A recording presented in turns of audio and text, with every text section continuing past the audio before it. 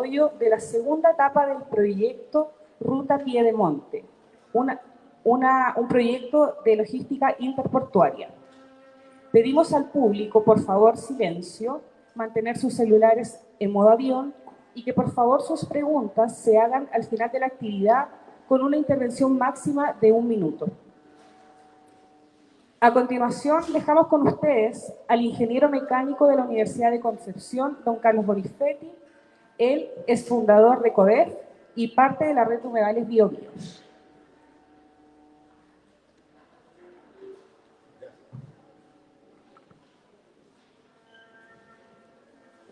Buenas tardes.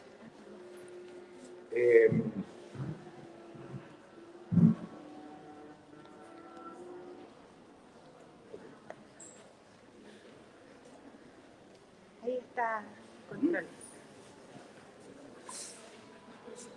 Bueno, la presentación se basa en un trabajo de un grupo de tesistas de la Universidad de Delft, Tecnológica de Delft, de Holanda, que el año 2015 hizo un trabajo de tesis de magíster de ingenieros civiles de esa universidad,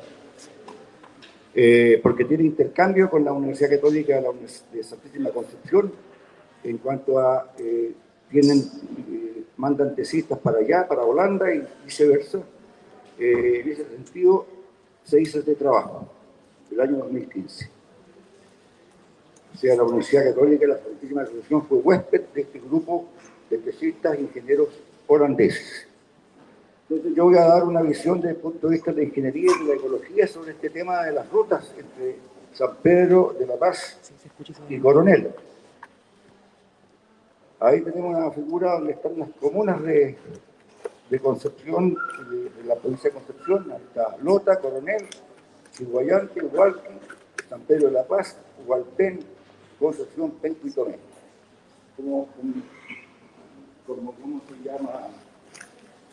Vista general. El problema se suscita entre el río Biobío y Coronel por la ruta que se pretende hacer. La ruta que se pretende hacer, ¿no es cierto?, entre San Pedro y Coronel. Este es un croquis que hizo mi amigo Antonio Celada, y arquitecto y urbanista, que muestra un corte transversal en el Valle Central que une San Pedro con Coronel. Acá está la Collana Huelbuta, aquí está la red de humedales, que son 20 kilómetros de longitud entre la descarga del humedal Los Vatos a la conexión con la Laguna Grande y la desembocadura en el humedal Boca Maule en el Pacífico, en la zona de Maule, de Coronel. Aquí tenemos la ruta 160, esta es la plataforma arenosa que se formó con el viento de arenas acarreadas por el río Biobío y las napas que están por debajo entre la zona de Piedemonte y el nivel del mar. Acá tenemos la situación que pretende hacer el MOP, que es una carretera por el Piedemonte, por aquí mismo, por todos los humedales y lagunas. 20 kilómetros eligió el MOP de humedales, pantanos y lagunas para hacer una carretera. Genial. Y eso es lo que se pretende. ¿Para qué es esta carretera por acá? Porque la Cámara Chilena de la Construcción y las empresas inmobiliarias pretenden seguir urbanizando la cordillera de Nahuelbuta entre el término sur de la urbanización Andalhué y Coronel. O sea, quieren hacer un Andalhué 2. La ley del mercado. Poderoso caballero con dinero, decía el Quevedo, ¿no? Acá tenemos entonces la tercera corte, que es la cordillera de Nahuelbuta, reforestada, ojalá con bosques nativos, sacar todos los pinos que hay ahí para regenerar el ecosistema, para que vuelva el agua. ¿no?, que alimenta Coronel a través de la laguna 500, que está secando, por todas estas intervenciones acá, ¿no? Entonces, esta es la situación con Ruta Costa. La Ruta Costa que estudiaron los holandeses y que el ex ministro de Obras Públicas, señor Undurraga, se la regalaron, porque esto es gratis, la echó al canasto, a la papelera. Eso hizo el MOP con el estudio de la Universidad de Delft, a la papelera. Y entonces, eso es lo que proponen ellos, porque salió con el mayor puntaje entre la evaluación de distintas alternativas de ruta. Hicieron 3 alternativas con 5 subalternativas. Un trabajo científico. ¿Cuánto creen ustedes que se demoraron en hacer ese trabajo? Así hagan por los dedos, 2, 3, 4, 5 meses. 2, tú sabías. 2 meses. 2 meses se tomaron en hacer el trabajo. La situación actual entonces es el 1, el porte 1, el porte 2. La cosa con la Piedemonte, que esperamos que no se haga, y la 3 es la Ruta Costa en vez de esta ruta. Ese es el título a la portada del informe del estudio. Enfoque multicriterio para los problemas infraestructurales de San Pedro de la Paz, desde una perspectiva urbanística e hidráulica. Trabajo gentilmente traducido del inglés, que es el idioma original del estudio, al castellano por Cristina Hinrichsen. El trabajo costaba alrededor de 800 lucas cuando no había traductores tan potentes como ahora, pues era más caro los traductores, y lo hizo gratuito por el contenido que tenía y la importancia de la traducción. Ese se llamó Proyecto Chile 2015, así lo bautizaron. Como dije, hecho en la Universidad Católica con colaboración de universitarios locales. Desde los 2 puntos de vista se estudió esto de la estructural urbanístico y la hidráulica. 8 semanas de investigación dieron término al resultado. Ahí están los supervisores del proyecto, el doctor Aránguiz de la Universidad Santísima Concepción, el señor Camaño, la María Teresa Rodríguez Tastets, el señor Gabriel Loyer. Esos son los agradecimientos a los que permitieron el estudio. Y ese es el equipo de holandeses, equipo Río, que se dedicaron a estudiar la parte hidráulica del río junto con los efectos tsunami.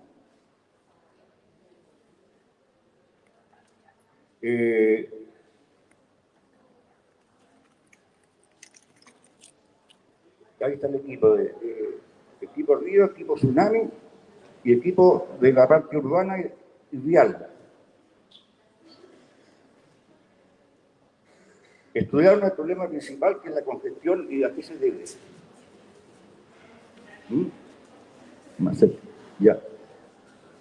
Las causas son el tráfico intercomunal, la gran cantidad de camiones que transitan entre San Pedro y Coronel y más allá, las deficiencias del transporte público, la conectividad de los caminos secundarios de la zona, de la comuna, y los problemas de las organizaciones, que eso es el problema más grave.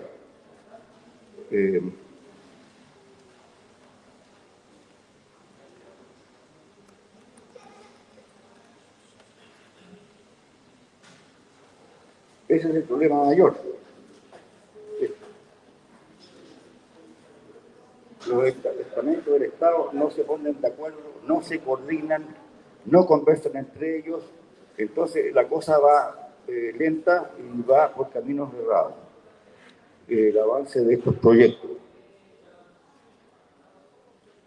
Las soluciones se han basado en los existentes, el análisis de los caminos existentes y sus variantes, de acuerdo a las demandas de uso público de los caminos, filtrando algunos de los aspectos que no corresponden y que no aportan al estudio.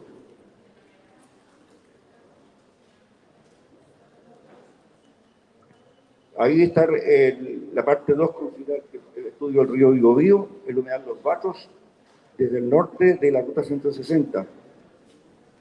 Y se analizan 3 variantes.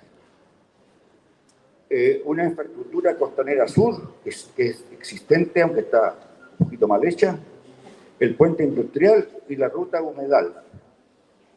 Ese es el análisis que hacen.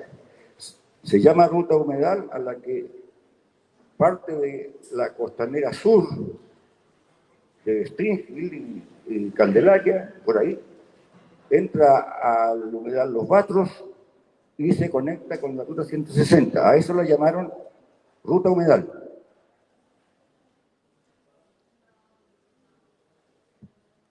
Ahí están todas las soluciones propuestas en el estudio holandés. Ese es la costanera sur. La violeta es la ruta costanera y la color más naranjo es la ruta costa. Tiende la gente a confundirse, a decir que está hecha, no, esa es una ruta, una avenida costanera que está lejos de la orilla, y aquí se pretende entonces hacer una ruta por la costa, no por acá. Y esta es la vía de Monte. Se mete por el humedal Los Batros, 2,3 kilómetros hasta este punto, que es la descarga de la laguna Grande San Pedro, y se va por todos los humedales que hay aquí hasta este lugar, hasta Coronel. Este es el mejoramiento de la ruta de la avenida Pedro de Reserva, y aquí está la ruta 160. Esto se manejó con variantes entre una y otra. Aquí está el perfil de Pedro de Reserva con la situación actual.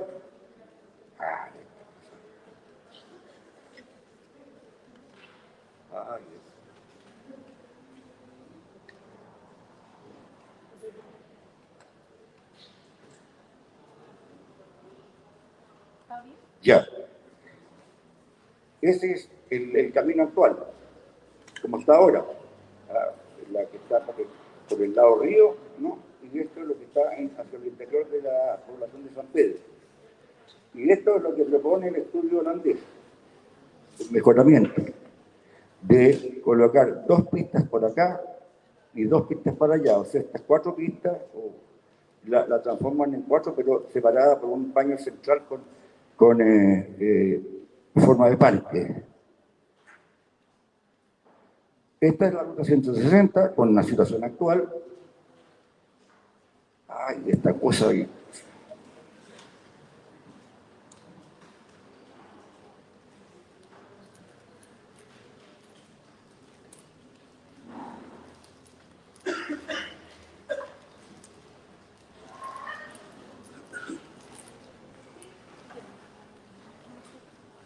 Computador mejor. ¿Qué te pasó? No sé. ¿Seguimos si quieres? Y ahí está. Ya. A ver, le junto a esta cuestión. Esta es la ruta 160, como decía, con la situación actual. Ahora están haciendo vías adicionales. Y lo que propone el estudio es 3 y 3 pistas y ciclovía y peatonal por acá. ¿Ya? Aquí está el trazado, ¿no? Lo que hay ahora, pero mejorado.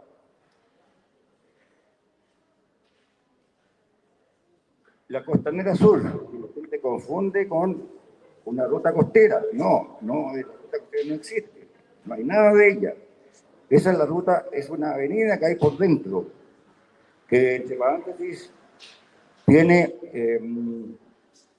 badenes de más o menos 2 cuadras de largo, es así, como una catenaria, ¿no es cierto? El pavimento, En el punto bajo de cada badén hay una rejilla, un sumidero de aguas lluvias. Esos sumideros de agua ya están conectados a nada. Esa es la inspección técnica que tenemos en Chile en las municipalidades. No tiene red de alcantarillado a agua lluvia. Entonces, cuando llueve, se forma un badén con 30 centímetros de agua en el centro y va eliminando hacia los extremos de los 200 metros. Porque viene el otro badén, el otro badén, el otro badén, yo lo he recorrido con lluvia. Es sensacional esa avenida. Entonces, esa es la Costanera Sur.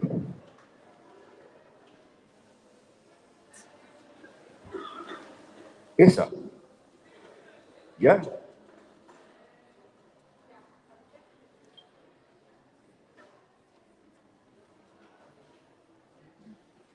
Y la ruta costa está más hacia el lado de la costa. La ruta Piedemonte, no, pero ahí está la Costanera del Mar, perdón.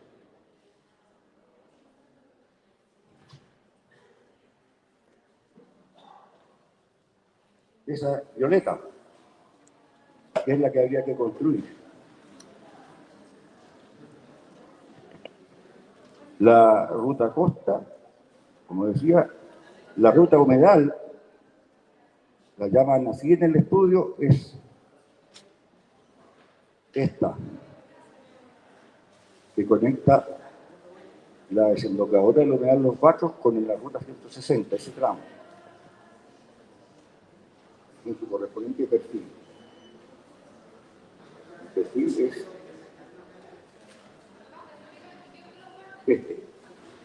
la ruta humedal. El proyecto considera entonces análisis de impactos por tsunami para la ruta costa, la Costanera Sur y la ruta humedal. Se hacen todo un estudio para los efectos de un posible tsunami en base a la historia de los tsunamis anteriores que ha tenido Concepción.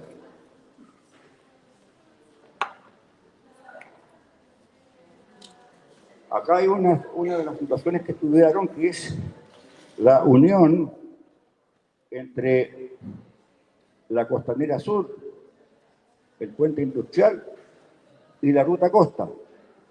Esto. Acá está el estero de Los Batros, ¿no es cierto? Y aquí está la conexión por acá con la ruta 160. Esa es una de las partes del estudio de esta gente. Acá hay una visión general del panorama del sector. Está el estero de Los Batros,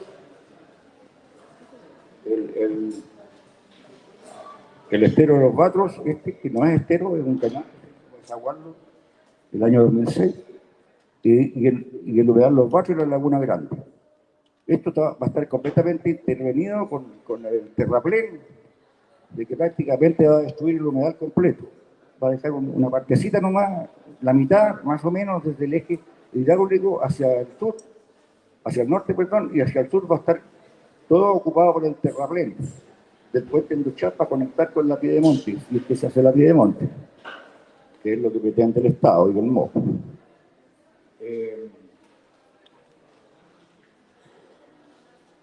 Aquí tenemos una tabla comparativa de opciones entre todas las estudiadas por esta gente, por estos ingenieros. Sí. El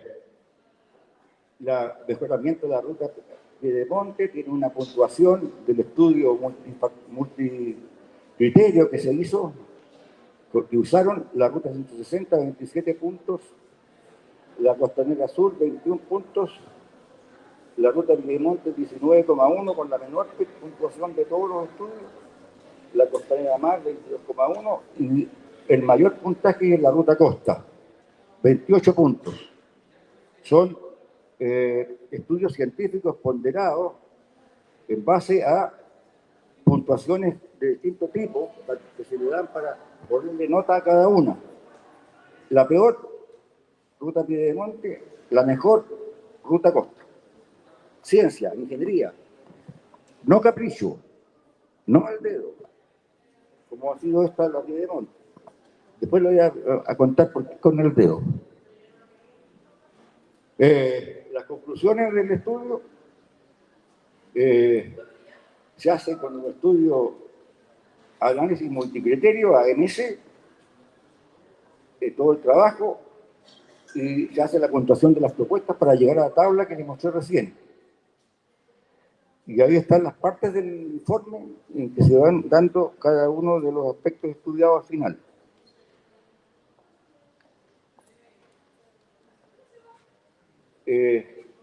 La planificación urbana que debería hacerse es basada en estos puntos: fomentar el uso de la bicicleta, diseñar y construir más ciclovías, reemplazar los taxibuses por buses, no más taxibuses.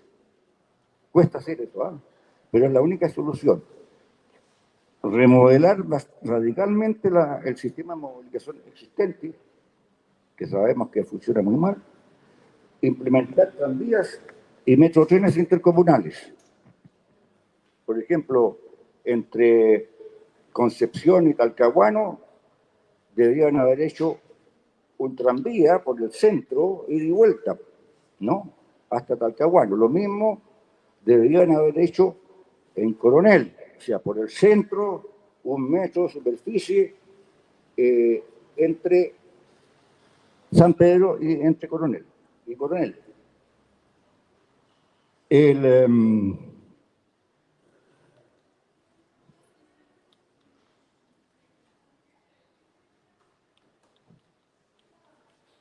No hay más.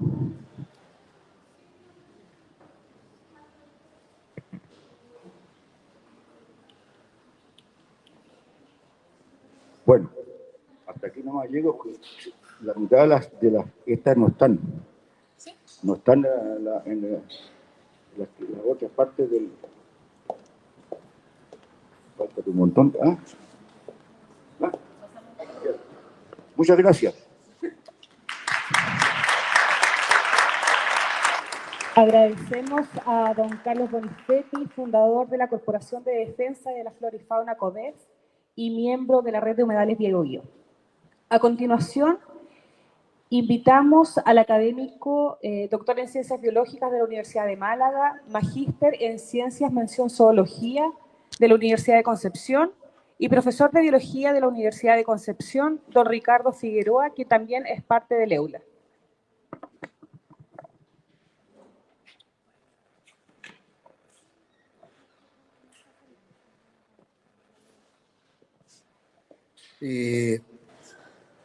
Buenas tardes, ¿se escucha así o no? No. Bien. Voy a partir primero indicando que, como me presentaron, soy biólogo de base, entonces de planificación no sé mucho. Como no sé mucho, hoy día los invito a reflexionar un poco, ¿no? Más que entregarles conocimiento puro. Estas dos imágenes que elaboró mi colega Jorge Félix, que está sentado ahí, que nos apoya mucho en esto, gracias Jorge, muestra la ruta Piedemonte, ¿cierto? Y las distintas intervenciones, pero más que eso, porque esta ruta en realidad no está muy clara, ¿cierto? No se sabe todavía si va por aquí, si va por al lado, todavía no podemos decir cuáles son los reales efectos, ¿ya? Podemos más o menos imaginar lo que puede suceder. Y en esa imaginación podemos ver, por ejemplo, que, fíjense usted que este es del 29 de junio del 2024, o sea, el otro día, ¿no? Con todas las lluvias, miren el borde. Esto es pura agua. Todo lo que es Piedemonte es pura agua. Y era más agua hasta hace poco, cuando comenzaron a construir todo lo que es el sector de Lomas hacia allá, ¿cierto? Donde se fueron rellenando los humedales para construir viviendas, y obviamente que para construir viviendas usted requiere hacer un buen trabajo hidráulico, y tenemos buenos ingenieros, lo hacen bien, porque no se inundan las casas. Pero para que no se inunden tenemos que sacar rápido el agua, y eso implica, ¿cierto?, que en invierno, cuando eso, para que no se inunden las casas, sacamos el agua, y en el verano ya no tenemos agua, porque la eliminamos. Entonces, eso hace que la napa subterránea se vaya debilitando, porque el agua comienza a alimentar hacia arriba y no hacia el otro lado.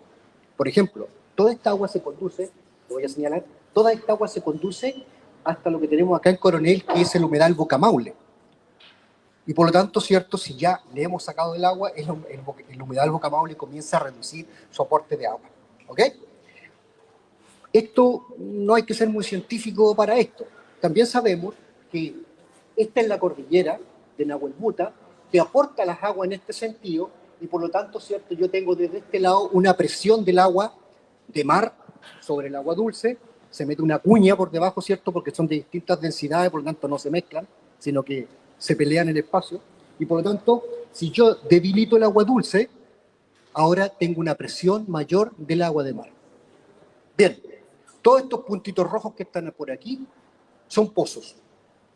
¿Qué pasa si yo ahora le meto más agua marina y le quito agua dulce? Obviamente, ¿cierto? Se van a debilitar estos pozos, ¿ya? Esos son estudios que debieran hacerse con mucha seriedad. ¿Por qué? Porque Coronel mismo depende del agua que proporciona desde San Pedro hacia ese sector.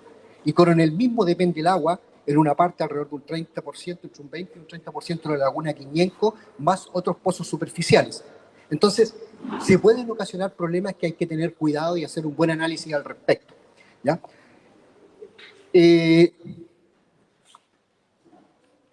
Voy a la siguiente. Bueno, este es un dibujo que los puntos amarillos, no importa mucho si no ven, pero son algunos colegios emblemáticos de Concepción, que me imagino todos ustedes estudiaron en el Quinto College, ¿no? O en el Charles de Gaulle, tampoco. En el San John, tampoco. Son colegios emblemáticos, ¿cómo no van a estudiar ahí?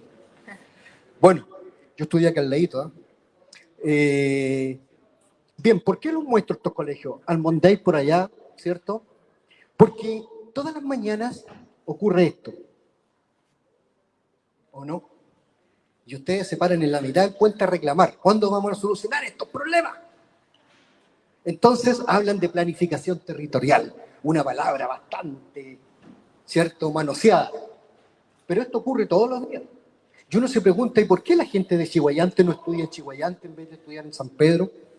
¿O por qué la gente de San Pedro no estudia en San Pedro en vez de estudiar allá en el Monday? Esto es caótico, ¿cierto? Y después dice, es que el transporte público es malo. Ah, entonces hay que arreglar el transporte público. No eran los caminos ni las carreteras, era el transporte público. Y después es que el transporte público tampoco funciona. Y nos seguimos haciendo preguntas, ¿por qué ocurre esto? Por ejemplo, en Europa esto no ocurre. ¿Por qué no ocurre? Porque nadie puede estudiar más lejos que un colegio que vaya caminando. O en bicicleta, en los casos de Holanda, ya que está hablando de Holanda. Pero aquí no podemos hacer eso. Porque si queremos tener una buena educación, tenemos que poner al niño en un colegio, ¿cierto?, que tenga un nivel educativo superior a un colegio público. Entonces, ¿qué quiero decir con esto? Lo que quiero decir es que analizar estos problemas no es solamente hablar de los flujos de agua ni de los transportes, sino que hay que ir un poquito más allá y no veo nada con lente, sino que hay que ir desde la interdisciplina. Esto hay que mirarlo desde bien arriba. El transporte público, la conectividad, tiene que ver también con el modelo país que queremos. ¿Qué es lo que soñamos para mañana? Tiene que ver con la educación. O sea, ¿voy a arreglar el transporte público pensando solamente en el transporte público? No. Tengo que pensar en otras cosas, ¿ya? Y bueno, fíjense, este otro mapa que lo estuve dibujando primero y después lo encontré que estaba en internet, o sea que perdí toda la tarde en eso. Pero este es el recorrido del tren que viene desde Nueva Aldea. Fíjense, pasa por varias estaciones de por aquí, da la media vuelta, se va allá por Hualqui y llega a Talcahuano y se va a San Vicente. Antes se iba por aquí porque estaba el tren que venía de Tomé. Ya no existe. Y este tren viene todos los días cargado desde Nueva Aldea con paquetes de celulosa, me imagino, no lo tengo claro, pero todos los días. La media vuelta que se da, ya es rentable. ¿Alguien me puede explicar? La media vuelta que se da y ya es rentable. y nosotros nos estamos preocupados por una carretera. ¿Cuántos camiones podemos sacar de la carretera con un buen sistema de transporte de este tipo? ¿Y estamos preocupados de una carretera? Entonces, insisto, esto no puede ser visto solamente como una carretera. Esto hay que mirarlo desde arriba y analizar bien el problema, ¿ya? Y pareciera ser que incluso hay uno que vienen de este otro lado, esta la otra vía, pasa también por San Pedro, ¿cierto? Coronel, y sigue ese camino. O sea, es posible. Es posible, pero hay que pensar qué es lo que queremos, qué Chile queremos. Cuando hablamos de planificación, no podemos hablar de mañana ni de pasado, ni de la carretera, ni de la presión inmobiliaria. Ojo, leí hace 2 días de que hay más de 100.000, 115.000 casas que no se pueden vender por los precios a nivel nacional, que van a hacer una feria de casa o algo así para venderla porque los precios están muy elevados. Y dice, oye, pero entonces, entre demanda y entre exceso de oferta, no son los precios. Entonces, también hay que analizar eso. Hay que ser cuidadosos y analizar bien las cosas. Ok, entonces aparecen varias preguntas, ¿cierto? ¿Por qué se generan estos flujos en los colegios? ¿Por qué se generan flujos laborales? ¿Qué pasa con el transporte público? ¿Por qué existe tanto transporte por carretera si los trenes han demostrado ser eficientes? ¿Por qué todas las grandes empresas antiguas, ¿dónde estoy? Tienen líneas al interior de la empresa? O sea que hace 50 años ya tenían un ferrocarril dentro de la empresa, porque facilitaba sacar las cosas. ¿Por qué tenemos problemas de agua potable con el tremendo río que tenemos ahí? ¿Cierto? Agua potable en Coronel, que ya hay problemas, ¿qué pasará en el futuro? ¿Conocemos la historia evolutiva de los socioecosistemas en los cuales estamos viviendo? ¿Saben que este sistema es súper reciente? Es de escala humana. 2000 años. El proceso de aporte de arenas comenzó hace 15.000 años. La última erupción del volcán Antuco, 7.500, 8.000 años, que comenzaron los aportes de arena. Y esas son las arenas que formaron las dunas costeras, y esas dunas costeras se formaron dunas eólicas que avanzaron y encerraron las aguas que venían desde la cordillera y generaron estas lagunas. Nosotros nos hemos demorado bastante menos en destruirlas. ¿Ya? Entonces, hay que ser cuidadoso con eso. Bien. Entonces, como dije que yo no soy planificador, me puse a buscar información y encontré una monografía EULA 1993. Estas se generaron más de 20 ejemplares, o sea, títulos distintos, que se repartieron a todas las autoridades, terminaron en alguna chimenea o en la pata de una mesa, no sé. Pero una de esas dice, por ejemplo, no se debe construir en Chihuayante en una zona de deslizamiento, por ejemplo. Bueno, ahí murieron los bomberos hace un par de años atrás por rescatar a las personas, ¿se acuerdan? Donde hubo aluviones. Ya, esa monografía decía, no se puede construir ahí. Bueno, y esta, que se llama Cuadro Estratégico Territorial de la Recuperación y Desarrollo de la Ciudad de la Cuenca del Río Biobío, 1993, está destinada justamente, miren, dice, en muchos casos se ha minimizado la importancia de la imagen urbana, lo que ha pasado a ser la mera resultante de una forma espontánea, descontrolada de desarrollo, producto de planes que relegaban el hacer de la ciudad a las leyes del mercado, con un total abandono de los sistemas urbanos en donde se desarrollaban. Entonces, ya en la década del 90 se identifica que el desarrollo de la ciudad era completamente espontáneo, sin ninguna creatividad. Donde se pueda construir. San Pedro, de hecho, es una de las ciudades planificadas bastante bonita, un modelo europeo, ¿cierto?, con parques interiores, que ojalá San Pedro hubiera seguido creciendo de esa manera. Pero eso se ha ido ahogando. Bien, ese mismo trabajo dice que San Pedro, el año 93, se encuentra en el umbral de la expansión urbana regional. 93 está por aquí, fíjense. El año 50, 0. 60 teníamos 3.000 y tantos habitantes. Pero de pronto alcanzamos a los 140.000 habitantes en menos de 50 años. Eso son más de 45 veces de lo que había en la década del 50 años. O sea, como 4.500%. Es un crecimiento exagerado y explosivo que identificaron muy bien estos arquitectos, entre paréntesis, italianos, no eran chilenos, y ellos calcularon que San Pedro iba a seguir creciendo esta tasa y anduvieron muy bien. Incluso hicieron un diseño de cómo debería crecer San Pedro. Y en ese diseño llama mucho la atención de que ellos señalan la carretera costera que se conecta después con la otra. Pero no pasa por aquí, pasa por acá. Y todavía San Pedro no tenía el problema que tiene hoy. O sea, ellos pronosticaron que de acuerdo a cómo iba a crecer, se iba a generar este problema. Por lo tanto, había que construir una carretera antes y no después. ¿Ya? Esto es lo mismo que el centro de Concepción. En una cuadra le ponen 3 edificios de 20 pisos, cada uno son, no sé cuántos serán, unos 100 departamentos. 200. ¿Ah? 200 departamentos, o sea, son 200 nuevos autos que van a salir en el mismo punto todas las mañanas. No se piensa. Entonces hay que hacer una salida distinta. Pero como no se puede, hay que pensar bien entonces si es necesario realmente, ¿ya? Hacia dónde podemos crecer. Bien. Bien, dice ello. Entonces, hay que incorporar áreas habitacionales a fin de articular con ellas el futuro crecimiento que se propone. En este sentido se integra, bueno, todo lo que ya había, incluyendo Boca Sur en ese tiempo, ¿ya? Que permita concebir un crecimiento urbano con función y centralidad. ¿Qué es lo que tiene esta propuesta? Dice, hay que considerar valorización del escenario natural. Eso implica potenciar las áreas verdes existentes y sobre todo el apéndice Cordillera Nahuelbuta y la llanura boscosa ubicada entre San Pedro y Coronel. Estoy hablando del año 93, ¿eh? No hoy día. La racionalización del sistema vial, lo que estamos hablando hoy día. La organización de las partes urbanas, la ciudad consolidada, modelos y topología, los parques y el eje urbano. En esta carretera se proponen 3 parques para conectarla. Una que incluye un parque con un museo cercano a Boca Sur para subirle la calidad de vida a Boca Sur.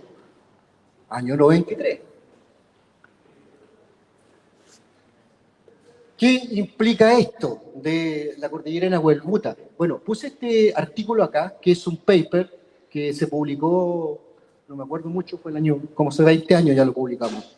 Pero es un paper donde hicimos la variabilidad genética de diplodón. ¿Conocen diplodón? ¿No? Es una almeja, pero de agua dulce. Vive en los lagos, en las lagunas. Entonces hicimos la variabilidad genética y ¿qué descubrimos? Descubrimos que no hay variabilidad genética, que es la misma desde allá de Yeuyeu hasta acá, porque estaba todo eso conectado. Estaba todo conectado. Y es más, dice, la población total indica que estas poblaciones no están estructuradas, lo que sugiere procesos de migración reciente a través de los cursos de agua. O sea, eso demuestra que, lo que dije antes, esto es de reciente formación. Y lo pudimos validar estudiando variabilidad genética en estos organismos. ¿Ok? Bien. Por lo tanto, ¿cierto? Estos cambios son recientes asociados a la cuenca del Biobío, pero no tan breve como lo que nosotros hemos tomado, ¿cierto? En ir rellenando y destruyendo poco a poco. Bien, miren qué interesante el mismo proyecto. Dice, plantea un parque de gran extensión guiada a rescatar la esencia arbórea nacional en un acabado diseño paisajístico de especies nativas, bla, bla, bla, bla, bla, no voy a seguir, ya, peatonal, etcétera, etcétera. Bueno, lo importante de esto es que dice, ojo, esta carretera y la actual carretera no pueden incidir en la calidad de vida de las personas y por lo tanto generan formas, estos son un anillo verde, y genera formas de conectar sin intervenir en la vida urbana, que es lo que ocurre hoy en San Pedro. La calidad de vida de la gente de San Pedro es horrible porque tienen taco todo el día y tocando bocina ¿cierto? Entonces, esto está planificado de manera de no intervenir en la actual estructura. ¿Ya? Y fíjense qué interesante, dice, el puente destinado al tránsito industrial define parte del borde del parque, ¿ok? El cual cruza en altura, no como el actual, que pasa por encima del humedal, rellenando el humedal. Dice, cruza en altura con el fin de no interrumpir su continuidad natural. Bueno, eso lo dijeron unos arquitectos italianos que estuvieron 2 años aquí en Chile estudiando en el año 93 y son parte del resultado del proyecto EULA. ¿Ok? Por lo tanto, ¿cierto?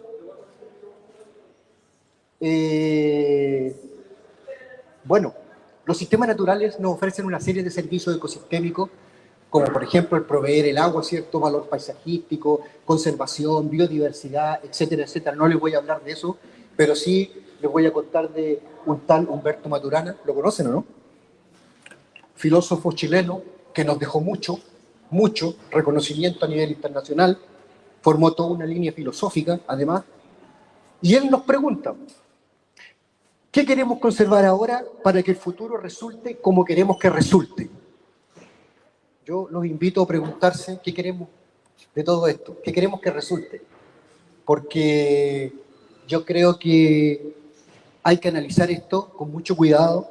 No estoy diciendo que no se pueda crecer. Yo creo que sí hay espacios todavía para crecer, pero hay que tirar todo sobre la mesa y conversarlo de manera transparente para poder resolver esto de manera lo más real posible y sin olvidar que tenemos también otros compromisos internacionales, como son los Objetivos de Desarrollo Sostenible, en los cuales nos hemos comprometido a tener ciudades sustentables, a tomar acciones por el clima.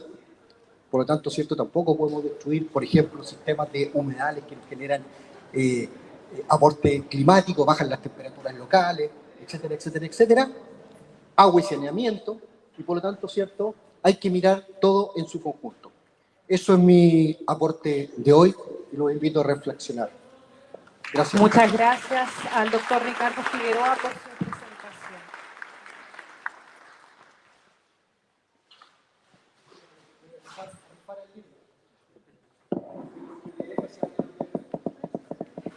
A continuación, dejamos con ustedes a la abogada Nojades Cares.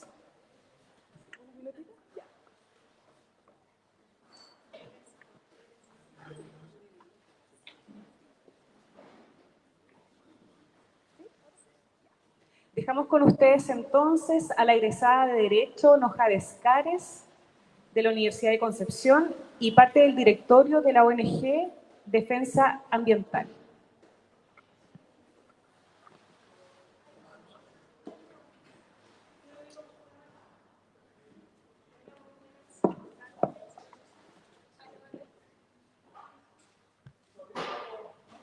Ahora sí, sí. Muy buenas tardes a todos y todas. Vamos a exponer la presentación.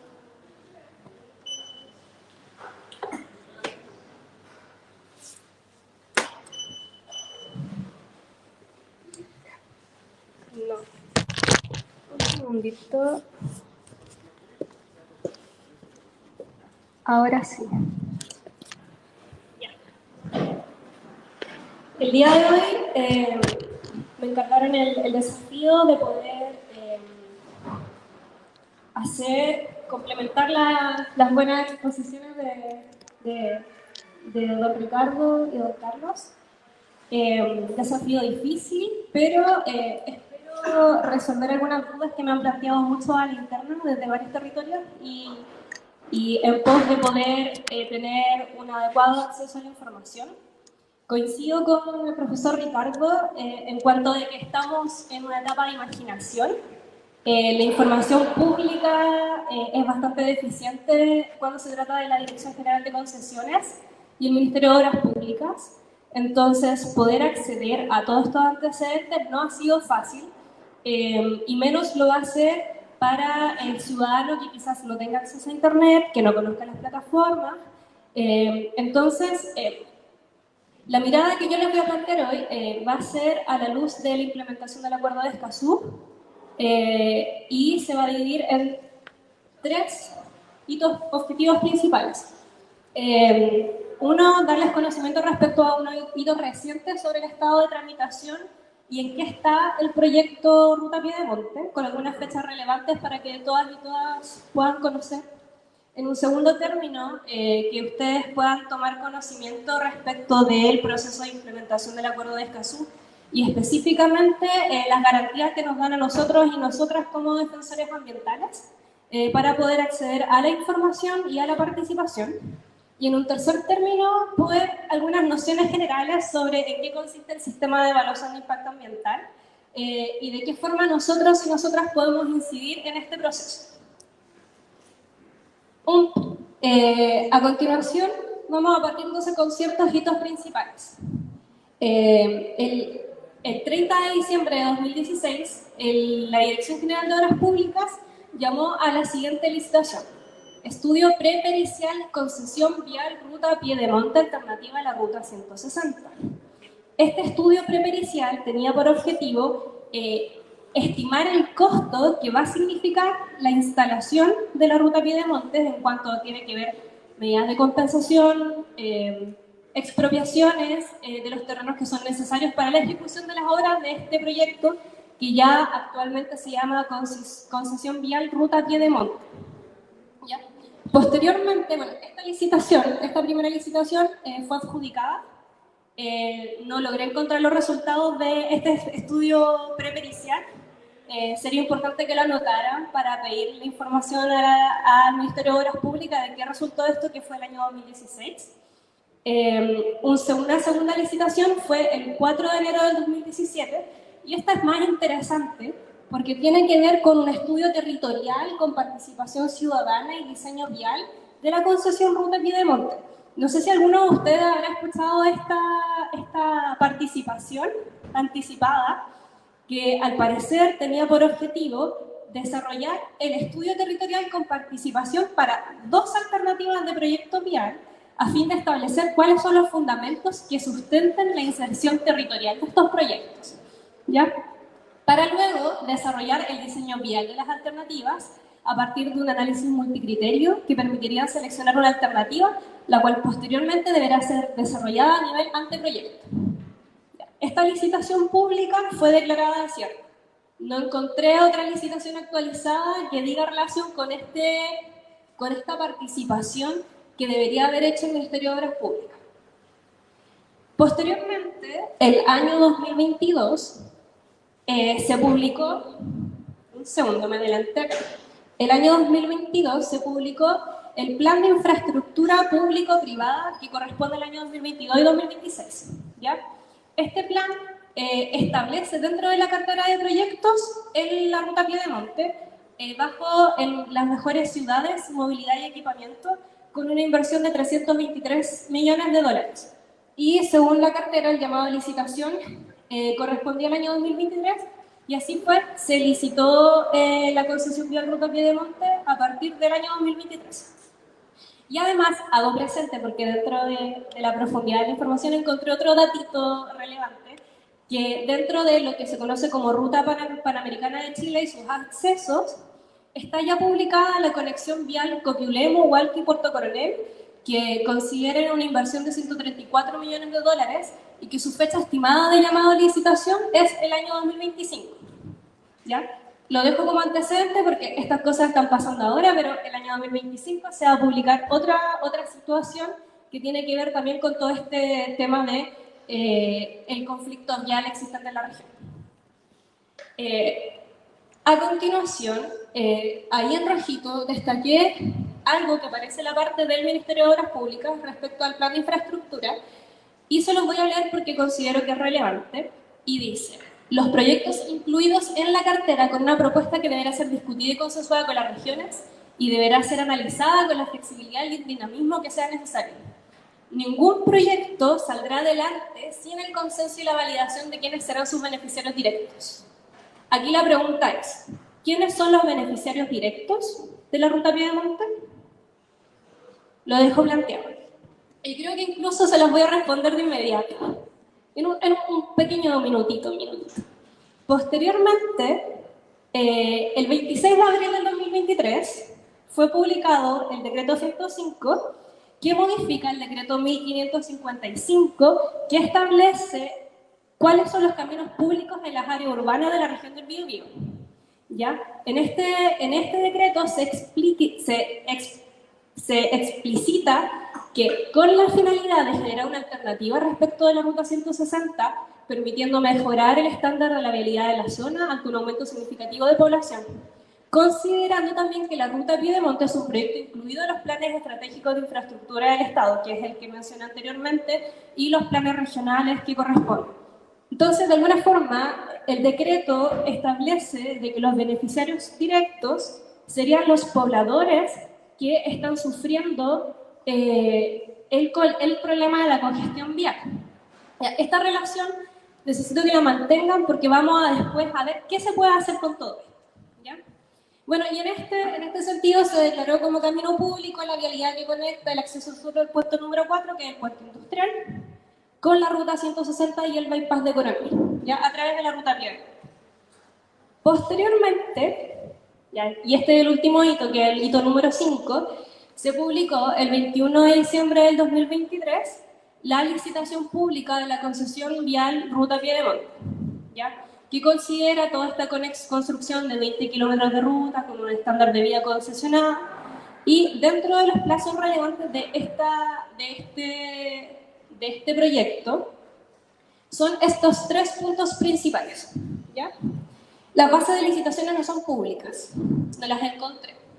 Para poder acceder a la base de licitación, básicamente tengo que hacer una oferente y tengo que consignar, creo que 300.000 pesos, ¿ya? Por otro lado, y para poder acceder a la base de licitaciones se tienen que solicitar casi personalmente en Santiago, en el Ministerio de Obras Públicas. Segundo, las ofertas, esto es muy relevante, van a ser recibidas hasta el 9 de agosto del 2024 allá en Santiago, ¿ya? ¿Para qué? Para que el 6 de septiembre de este año se haga el acto de apertura de las ofertas económicas, ¿ya? ¿Esto qué quiere decir? De que estamos en etapa de incidir. ¿Por qué? Porque están recepcionando las ofertas van a ser recepcionadas hasta el día 9 de agosto del 2024. Entiendo que el acto de apertura principalmente tiene relación con un acto formal que se va a hacer en Santiago, específicamente en la sede del Ministerio de Obras Públicas, a las 12 horas en la que se va a abrir los sobres con las ofertas y todas esas cosas, por un tema de transparencia, ¿ya? Ahora, ante toda esta situación, estamos en un imaginario en el que no hemos podido acceder a toda esta información. No conocemos de qué será este proyecto, específicamente tenemos estimativos de dónde va a atravesar la ruta, y me gustaría poder entregarles algunas herramientas que nos permitirían desafiar un poco la forma en la que está establecida esta información y este sistema, y poder empezar a incidir desde ya, incluso antes de que el proyecto esté adjudicado por la Dirección General de Concesiones, ¿ya? Y es por eso que quiero comentarles algunos estándares según la implementación del Acuerdo de Escazú.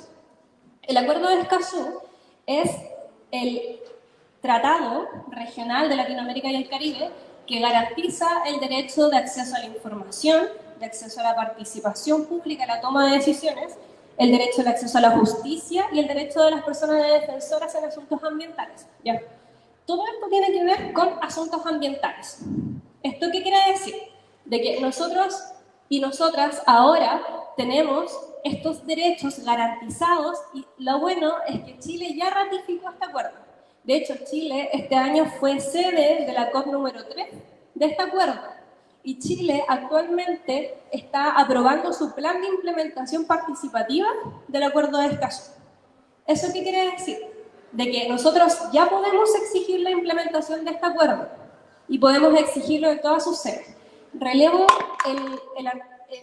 el artículo número 13, por cuanto establece que cada parte, de acuerdo con sus posibilidades, se compromete a facilitar los medios de implementación para las actividades nacionales necesarias para cumplir las obligaciones derivadas del presente acuerdo, y eso tiene relación con que esto es exigente para todos los órganos de la administración del Estado, del sistema de justicia, desde cada una de las etapas. ¿Esto qué quiere decir? Que yo puedo pedir participación ciudadana, o debería poder pedir, incluso en un procedimiento en el que se autoriza por una municipalidad la extracción de áreas. ¿Ya? ¿Por qué? Porque son toma de decisiones en asuntos ambientales. Ahora, solo para poder complementar esto, voy a explicarles un poquito de qué se trata cada uno de estos derechos y relacionarlo con este proceso de la Ruta Piedemonte. En un primer aspecto, el derecho de acceso a la información nos facilita o nos garantiza el poder solicitar y recibir información por las autoridades, el poder ser informados de forma expedita y el poder tener derecho a impugnar en caso de que no nos facilite la información que nosotros deberíamos poder tener. En un segundo término, este derecho también garantiza o se establece el deber de que cada parte, o sea, Chile, promoverá el acceso a la información contenida en las concesiones, como la concesión vial Ruta Piedemonte, contratos, convenios o autorizaciones que se hayan otorgado o que involucren el uso de bienes o recursos públicos.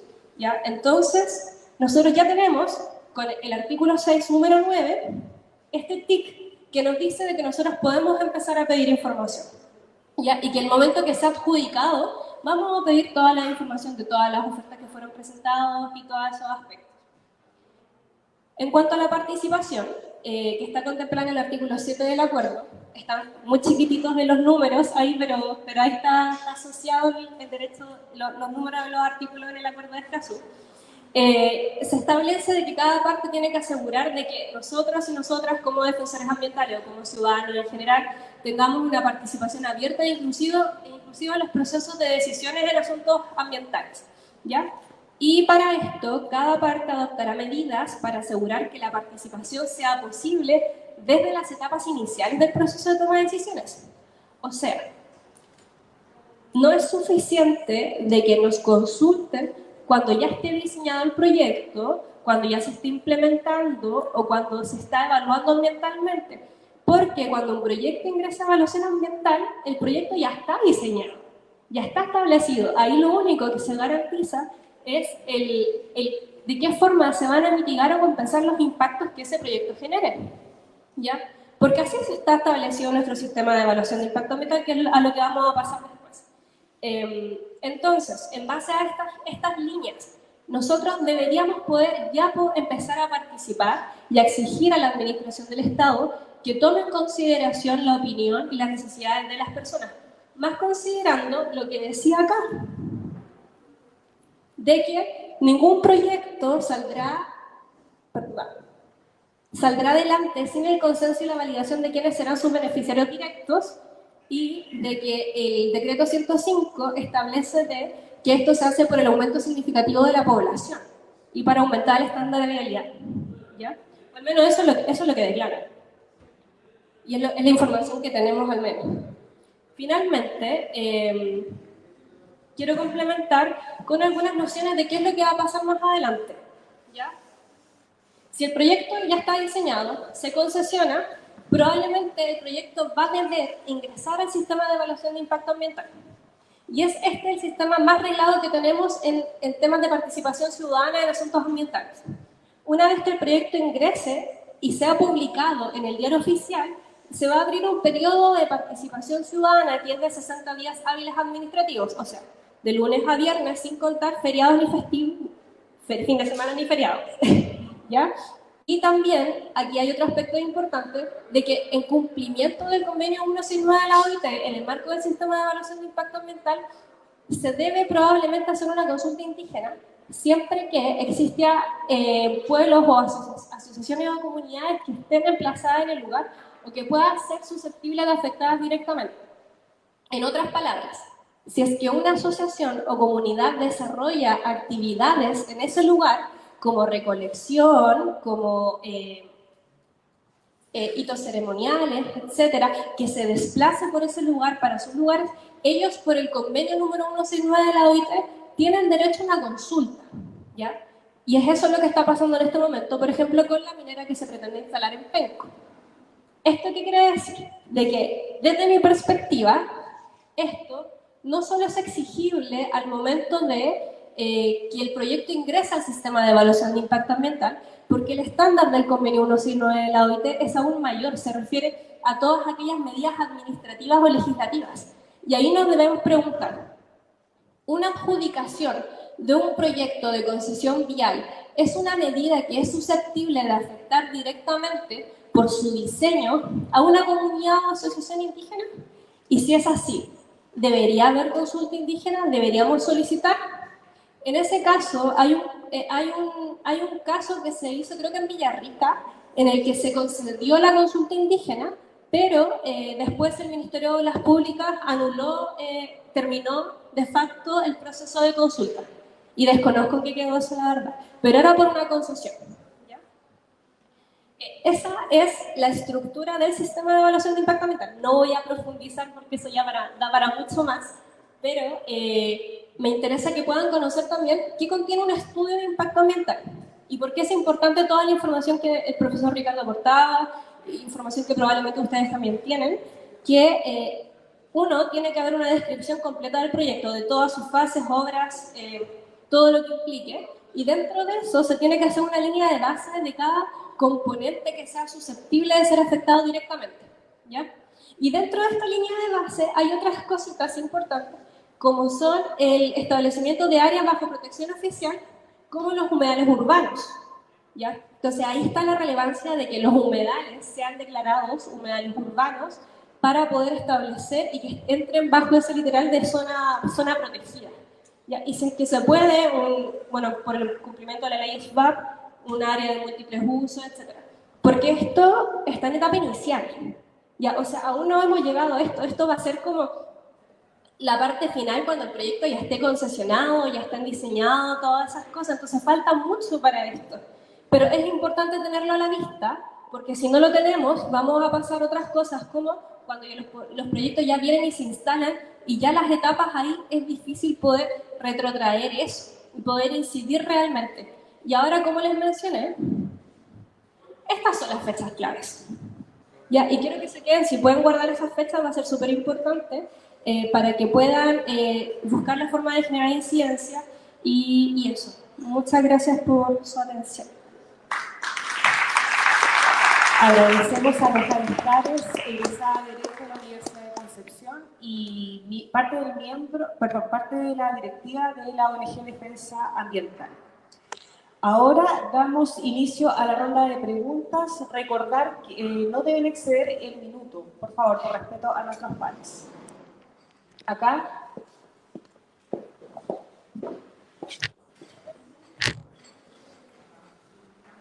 Buenas tardes, mi nombre es Carlos Salgar, soy miembro del comité No a la Torre Lincoln. Nosotros estamos en www.noalatorrelincollan.cl. Esta torre se va a construir en Lincoln, entre Rosas y Bulnes. Nuestra manzana va a ser una de las manzanas más pobladas de la ciudad de Concepción. Va a tener más de 2.700 habitantes por manzana. O sea, van a haber 400 más este departamento. Este edificio tiene 342 departamentos. Entonces, mi pregunta es, ¿cuál es el plan? ¿Cómo nos organizamos? Porque una vez este proyecto entre al sistema de evaluación ambiental, el 97% de los proyectos que ingresan al sistema de evaluación ambiental sale aprobado. Estuve la semana pasada en una charla donde estaba el exdirector del Servicio de Evaluación Ambiental. Y esa información es la que comentó él en esa charla.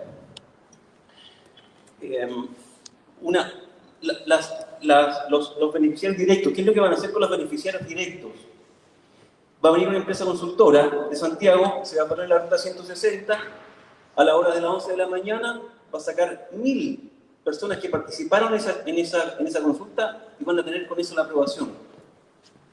Se manipula el levantamiento humano. En nuestro caso, afortunadamente, esta inmobiliaria de Santiago, que es la que construye los chetos verticales en Estación Central, dejó esa ventana abierta. Gracias a esa manipulación nosotros pudimos subirnos por el chorro y pedimos la invalidación de la resolución de calificación ambiental. Conseguimos también que el alcalde o la municipalidad participara de un proceso también de invalidación. Eso está en un proceso. Pero esta torre se puede construir. Y si nosotros no nos organizamos, no somos específicos, no pedimos por ley de lobby, entrevista con el director de Medio Ambiente, con el Ceremi de Medio Ambiente, con el Ceremi de Transporte, con el Ceremi de Obras Públicas, para exigirles que nos entreguen información. Eso lo podemos hacer, pero tenemos que estar organizados. Y un concepto es no a la ruta piedemonte.cl, que ojalá lo puedan tomar y lo puedan ejecutar. Mi pregunta sigue siendo la misma. ¿Cuál es el plan? ¿Cómo nos organizamos?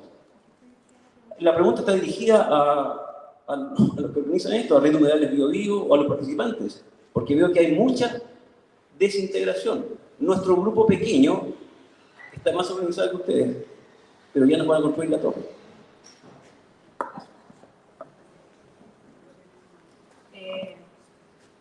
Agradecemos la intervención del participante de Carlos, agradecemos su pregunta.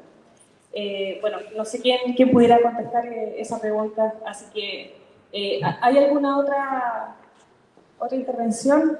El profe levantó la mano, parece, para contestar. Acá, don Carlos. Si la comunidad no se une, no se organiza, poco se puede lograr.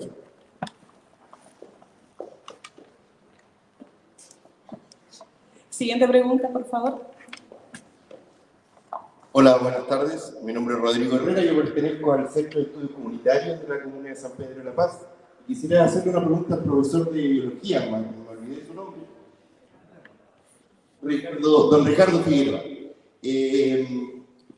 Estudiando el proyecto o más o menos viendo en gran medida, digamos, el proyecto del puente industrial, se informa, digamos, de hecho, de los aspectos que se cuidan ahí, de la ecodiversidad que hay ahí. Uno que a lo mejor, yo no sé qué importancia o impacto tiene, que se protegieron alrededor de 60 ejemplares de la ronita de Antifaz, que fueron trasladados al parque del río ¿cómo se llama? Pedro del Río Sañar, ¿cierto? Fueron trasladados de ahí para allá como medida de mitigación, digamos, del efecto que tiene la construcción de este puente sobre esta humedad.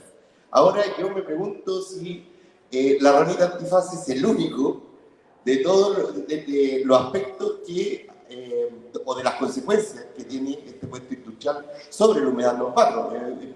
No sé si será solo la ranita, yo creo que hay otros aspectos que hay que evaluar en ese proyecto, digamos. Así igual con todos los demás proyectos que vienen. Eso.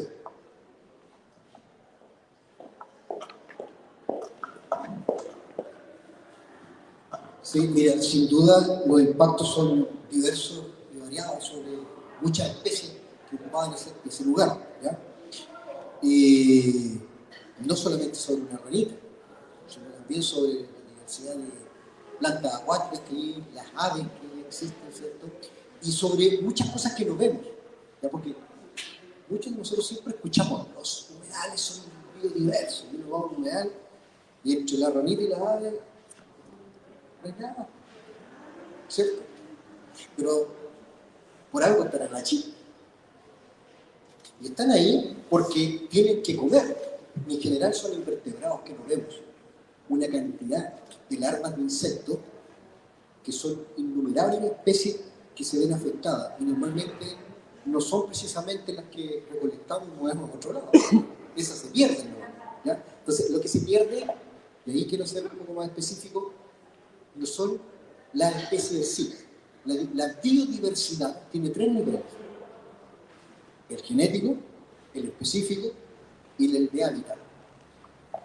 El de hábitat permite que existan muchas especies y la genética que las especies sean plásticas para adaptarse a los cambios ambientales. Lo que se perdió ahí es hábitat. Y lo que se pierde es espacio para el desarrollo de diversas especies. Claro, tomo 50 ranitas y me las llevo a otro lado.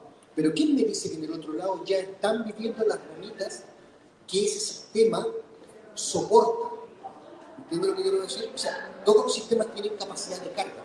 No puede vivir más de lo que puede vivir. Así es la naturaleza, ¿cierto?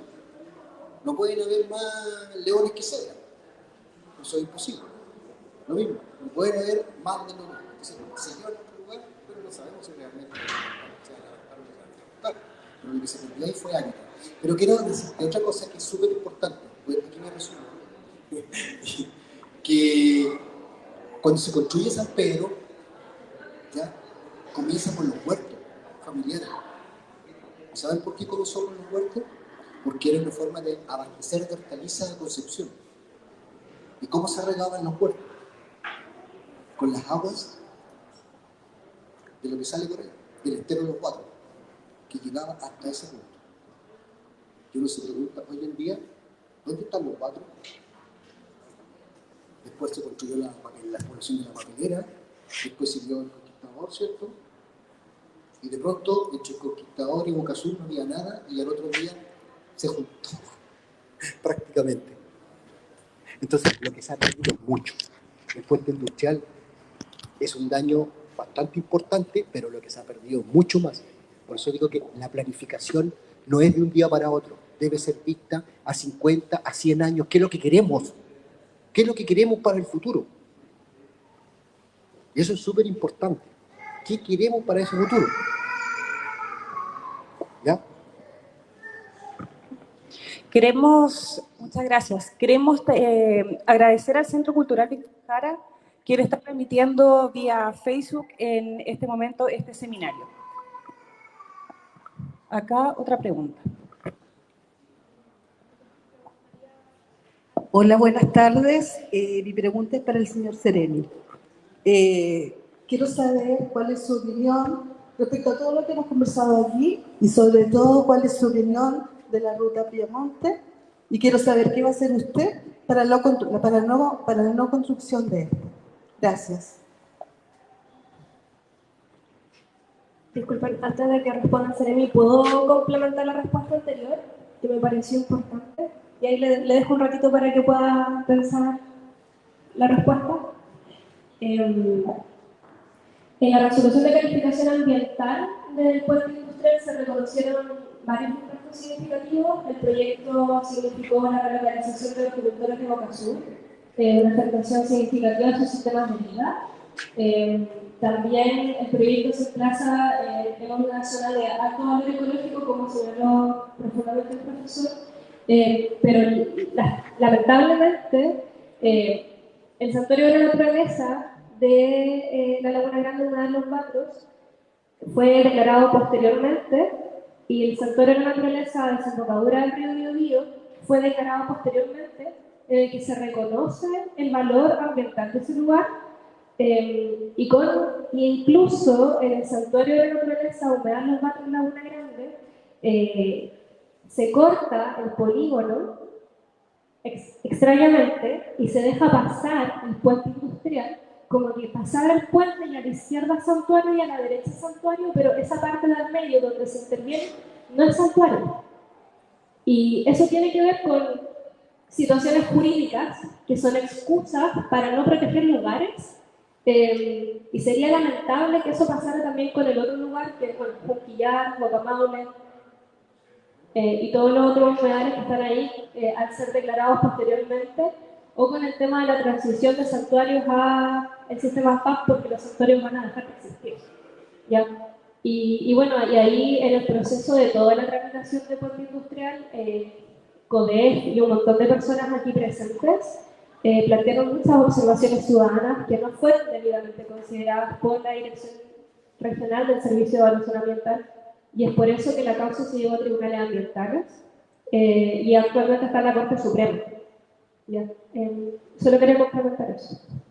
Queremos informar también que pueden hacer llegar sus preguntas a través de las redes sociales de la Red de Humedales Biobío, que vamos a estar leyendo en unos instantes. A continuación, el Seremi va a responder. Muchas gracias. Primero agradecer obviamente la invitación de la Red de Humedales a esta actividad. Siempre es muy importante que nos vayamos informando, ¿no es cierto?, acerca de todo lo que está sucediendo. Que, bueno, voy a responder la pregunta, más que una pregunta, es todo un emplazamiento.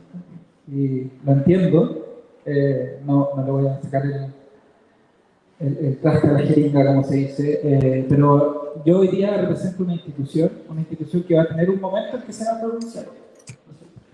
Nosotros tenemos un momento de pronunciamiento, a propósito del mapa conceptual que nos entrega Mojar, ¿cierto?, acerca de cómo funciona el sistema de evaluación de impacto ambiental. Yo no puedo pronunciarme antes de eso.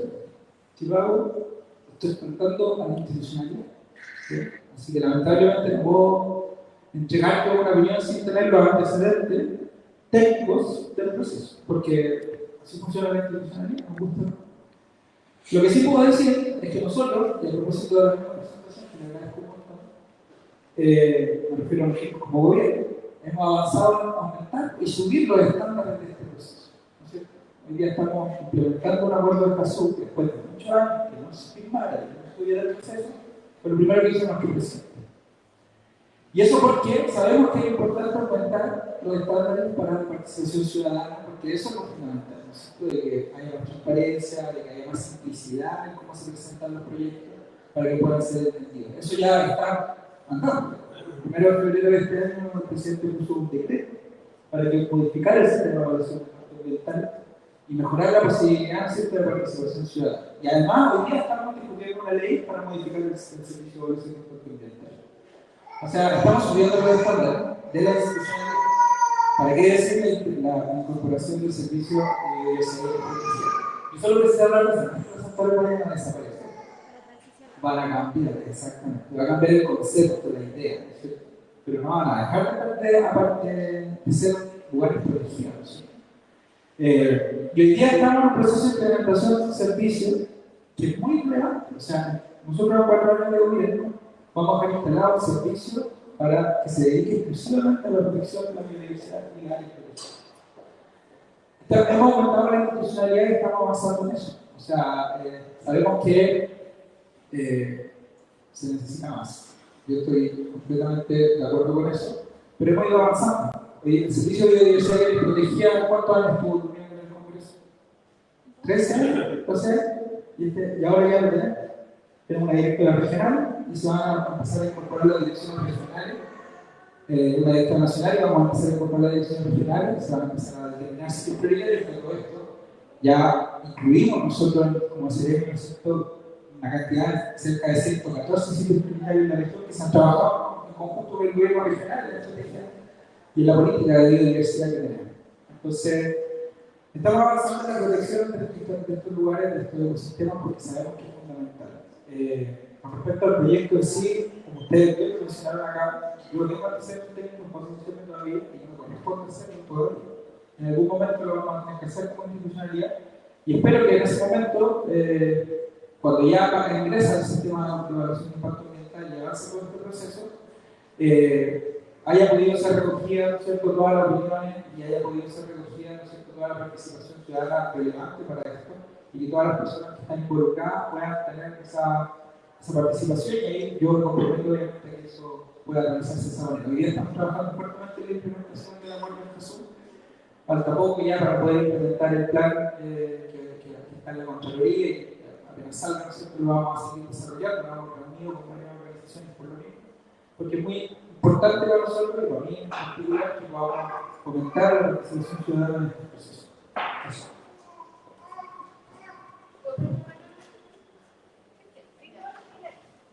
Buenas tardes, creo que todo gracias a la red de unidades de Biobío por esta instancia que nos pusieron. Voy a tratar de desde el minuto. Tengo dos preguntas, una para el profesor Ricardo y otra para Noat. ¿Está bien, profesor? Mi nombre es María José, soy habitante de Talcahuano, amante de los humedales y la naturaleza. Pertenece a una red que se llama Red Iglesia y Minería en toda América. Es una red, una agrupación ecuménica de comunidades cristianas. Nuestro foco principal es trabajar con las consecuencias del extractivismo minero. Para el profesor Ricardo, como usted había cierto, recuerdo en mi niñez muy brevemente la contaminación de iglesia de Juan, morada, roja, el olor putrefacto de mi niñez. Pensaba un poco, ¿por qué somos tan reactivos y no proactivos, teniendo tanto ejemplo? Recuerdo que Juan leí una vez que fue 30 años de criterio de nuestro camino. Yo soy humanista, pero mirando el este curso de la ruta, 31 años se previó eso. ¿Por qué somos reactivos y no proactivos? Cambio de actores políticos, comodidad, neocapitalismo, encuadres de la institucionalidad a propósito de lo que dijo el Seremi, u otra razón. ¿Por qué no tomamos los ejemplos de lo que se ha hecho anteriormente? Por ejemplo, Rocuán u otras partes, para prever esto. ¿Por qué no se ha hecho? ¿Por qué somos reactivos y no proactivos? Para innovar. A propósito de Jesús, el 2014, Chile, en el gobierno de Sebastián Piñera, fue uno de los principales países que tuvo la reacción del proyecto de Jesús. Después, no sé si en el segundo o el primer gobierno de Piñera, declinaron firmar. Finalmente, en el gobierno del presidente Boric, lo firmaron en marzo y lo ratificaron en mayo. Escazú, en un montón de países, ha tenido una alta conflictividad ha sido inconductivo, valga la redundancia, la firma. Mi pregunta es, en la práctica, en los grupos que llevan el poder en el Estado, en los actores, en la práctica, ¿qué peso tiene Escazú para los defensores ambientales en Chile? Porque en América, al año 2023, me puedo equivocar en la cifra por 10, o sea, son 128, 128 defensores ambientales asesinados. En Chile, recuerdo Macarena Martínez, son más personas. Pero, ¿qué peso tiene Escazú, además de lo institucional, sea algo de lo jurídico, de lo que está muy bien planteado, pero qué peso tiene Escazú para los defensores y defensoras ambientales que sufren amenazamiento en la región, persecución y en otros países, lamentablemente, asesinatos y también aquí en Chile? Gracias.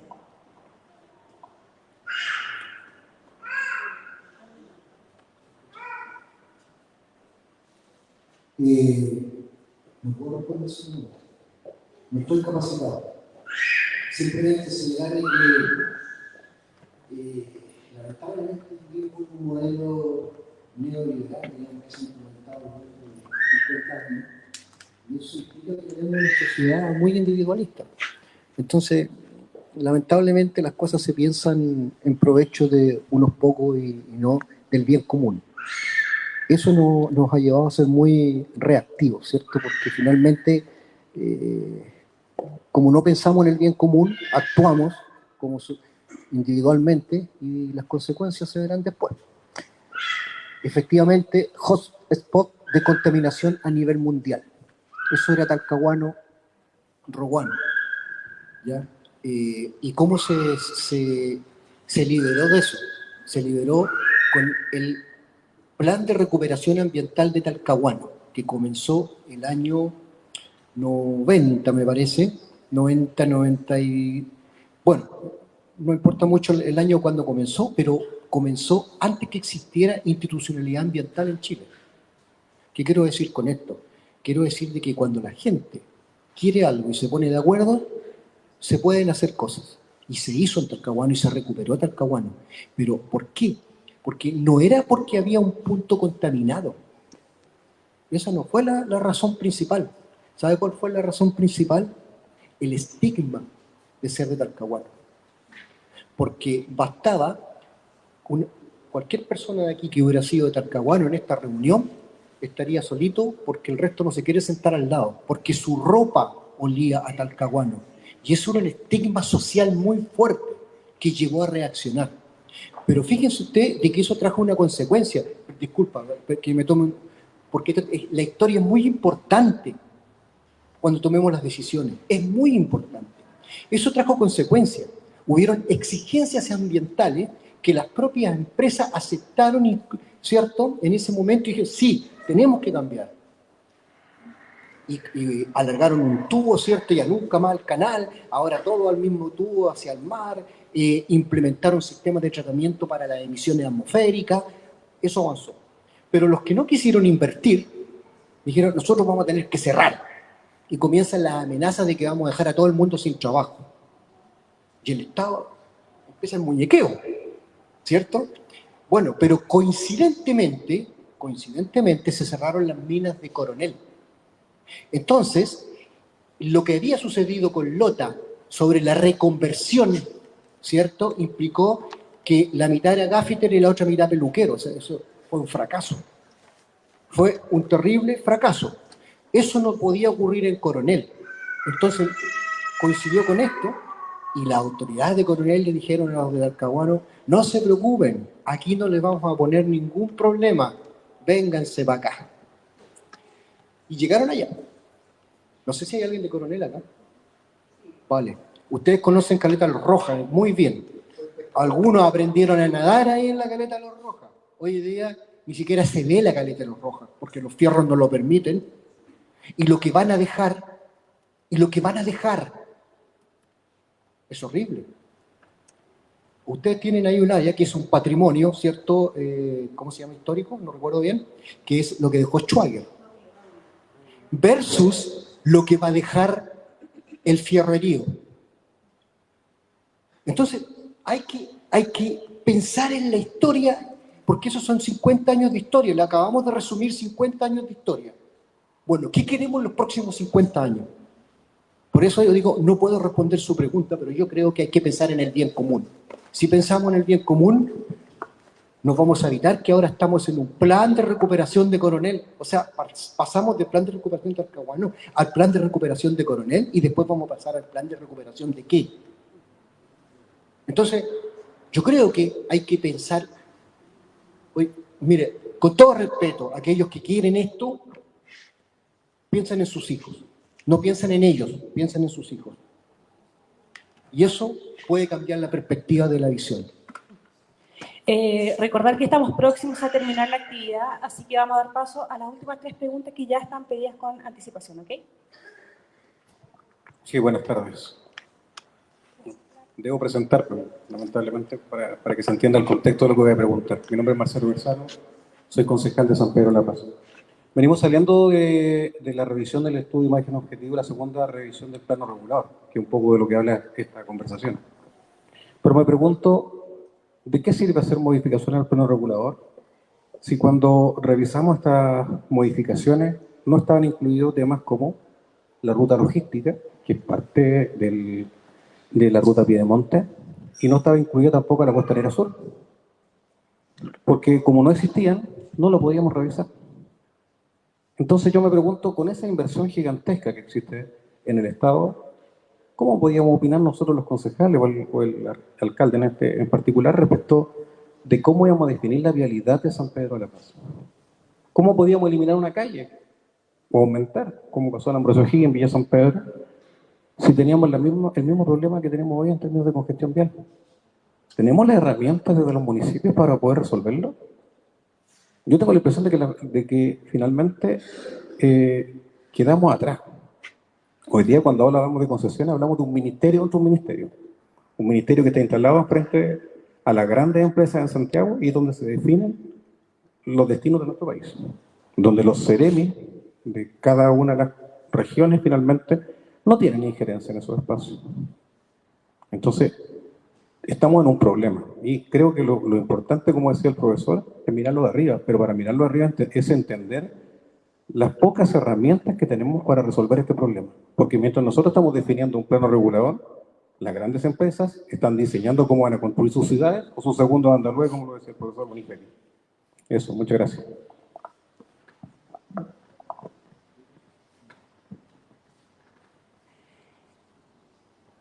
Brevemente, antes de responder esa pregunta, solo porque me pareció importante lo señalado, el artículo 9 del Acuerdo de Escazú establece el derecho de las personas defensoras a actuar en un entorno propicio y seguro, ¿ya?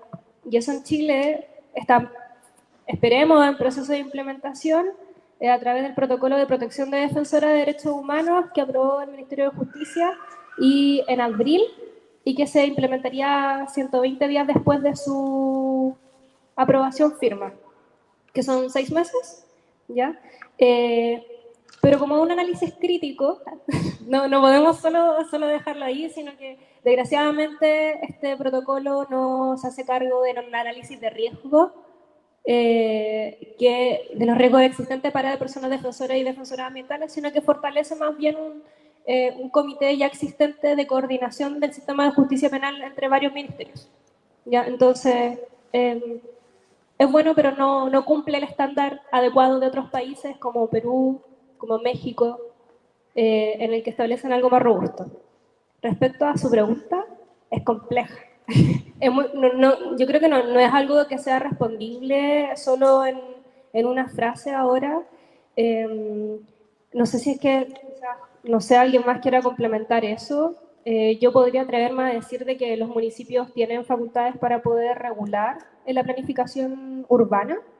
Y también aquí tiene mucha injerencia el gobierno regional a través del diseño del plan regulador metropolitano, ya que está en etapa de imagen objetivo, y es ahí donde está establecida la ruta Piedemonte como diseño, y la costanera, y Coelemu, y el puente industrial, y todas esas rutas con las que... ¿Cuál otra? El puente que conecta Hualqui con Santa Juana, y así. Pero no sé si que alguien quiere debatir sobre eso, que es algo súper legítimo. Bueno, me presento Pedro, aquí de Amigos Humedal de Navisur. La pregunta es un poco abierta, pero voy de frente. También acogiendo las palabras de una compañera que también preguntó que se está actuando de manera reactiva. Yo principalmente la pregunta a Nojat, pero también va al resto y también a la autoridad presente. Si existe algún proyecto de ley que esté por, no digo modificar completamente el SEA, pero sí el enfoque, porque también se aludió también otro compañero que aquí estaba hablando, que la mayoría de los proyectos, la inmensa mayoría que se presenta, finalmente se aprueba. Entonces, ¿existe algún proyecto que cambie, por ejemplo, la lógica, que exista un plan estratégico? Yo creo que eso también lo tiene que ver el gobierno de turno, un plan estratégico a nivel nacional, que se pueda analizar todo el territorio a nivel nacional y se pueda definir cuáles son las zonas que tienen cierto valor natural.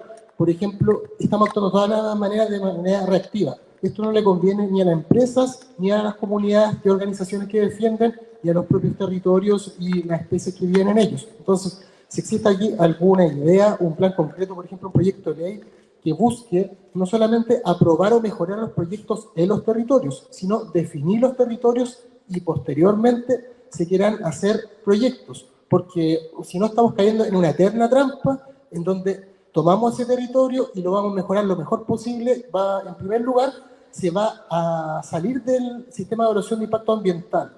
Por ejemplo, aquí la ruta Piedemonte, porque es un proyecto grande, pero ¿qué pasa, por ejemplo, un pequeño proyecto que conecte, por ejemplo, con algunos de estos proyectos viales a gran escala, no va a considerar tampoco a lo mejor un humedal que está en la base nacional de humedales, ahí en Simbio, está identificado.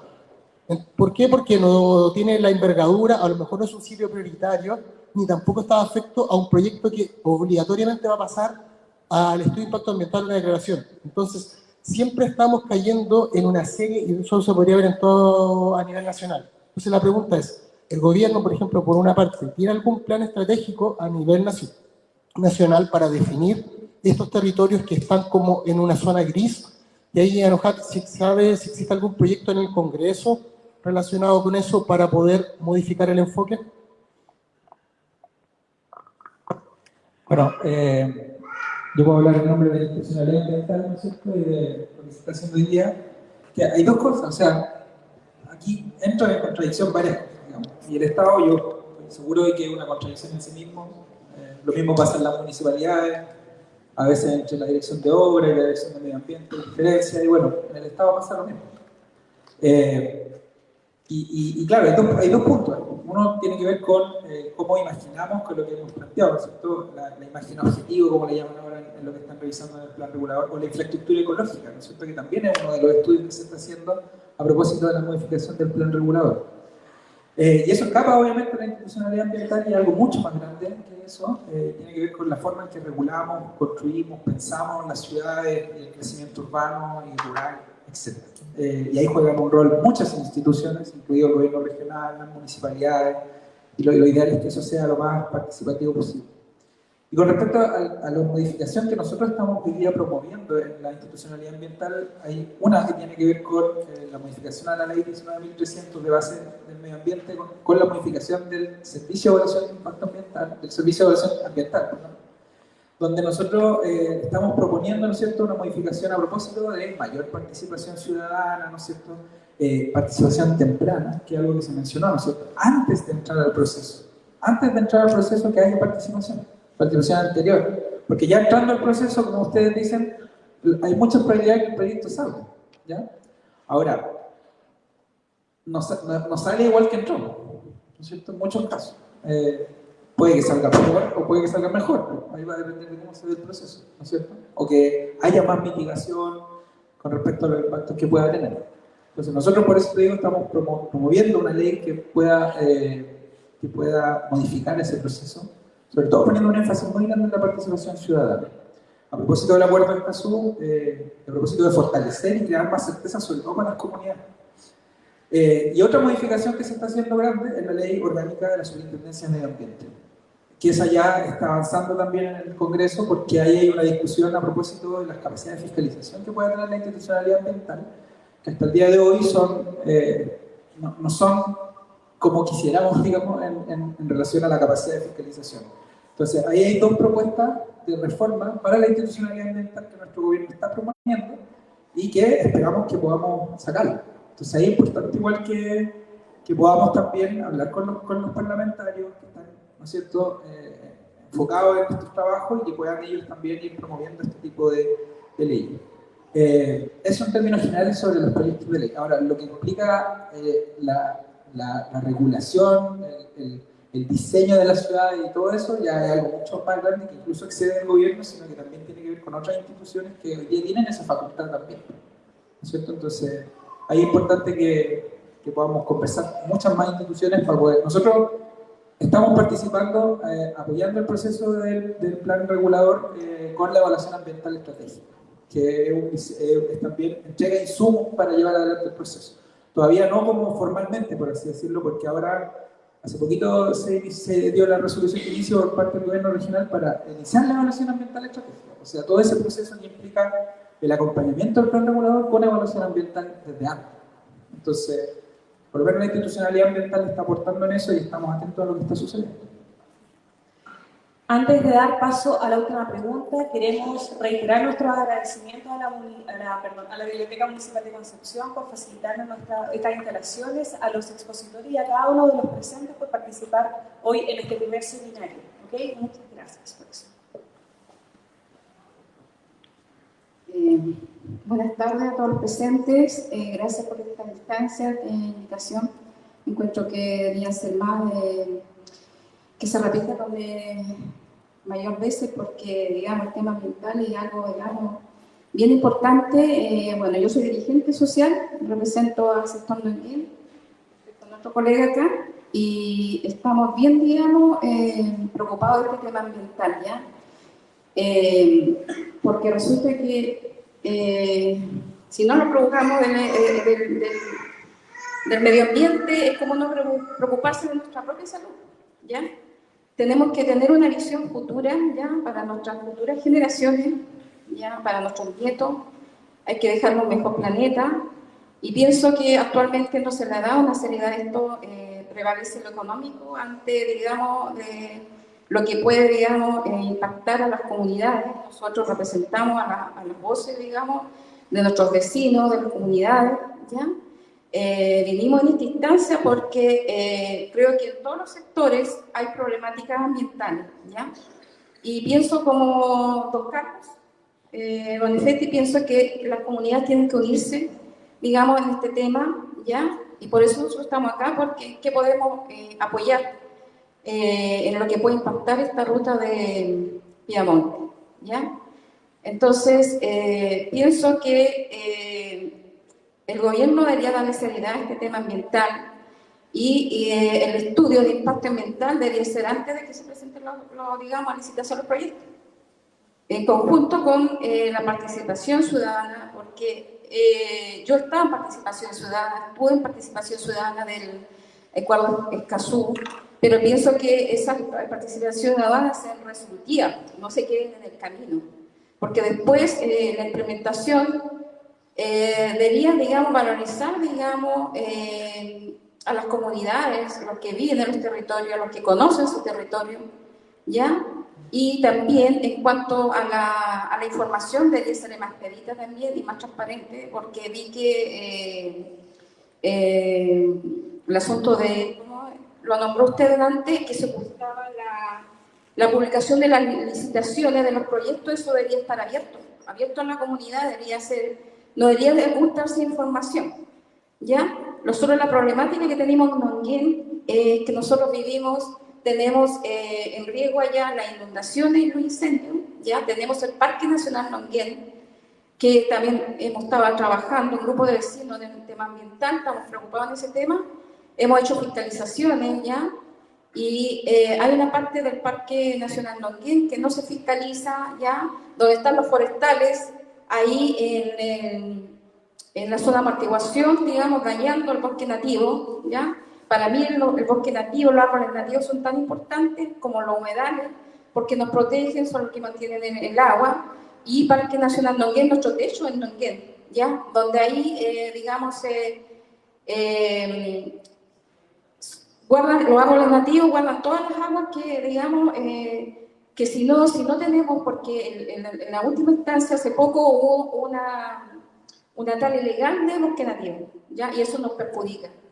Entonces, para nosotros es tan importante, digamos, que el gobierno tome en consideración y en cuanto al impacto ambiental, el estudio ambiental sea, digamos, más serio en ese tema, o sea, tengan los profesionales, digamos, de acuerdo, digamos, y que las cosas, digamos, no prevalezca el tema, el interés económico, antes, digamos, de que las comunidades también se puedan convertir en zona de sacrificio, porque tenemos una carretera que va a pasar Itagüe, igual que por ella, por el Parque Nacional Longuén, que eso también, digamos, dicen que ha sido rechazado hasta el día de hoy.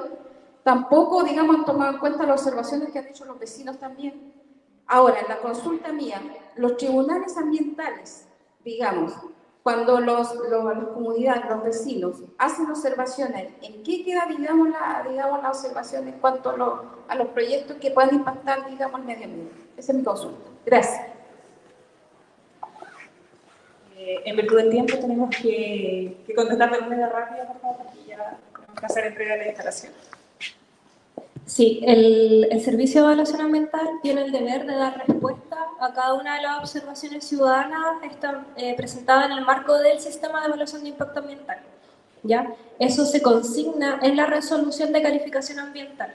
Una vez de que se publique la resolución de calificación ambiental en el diario oficial, la ley le da un plazo a los observantes para poder presentar reclamaciones ante el Tribunal Ambiental. Y es esa reclamación, como también la solicitud de invalidación, que es a favor de terceros que no fueron observantes, o sea que pudo haber presentado no observaciones, que se ha conseguido de que se anule resolución de calificaciones ambientales como la de GNL Talcahuano.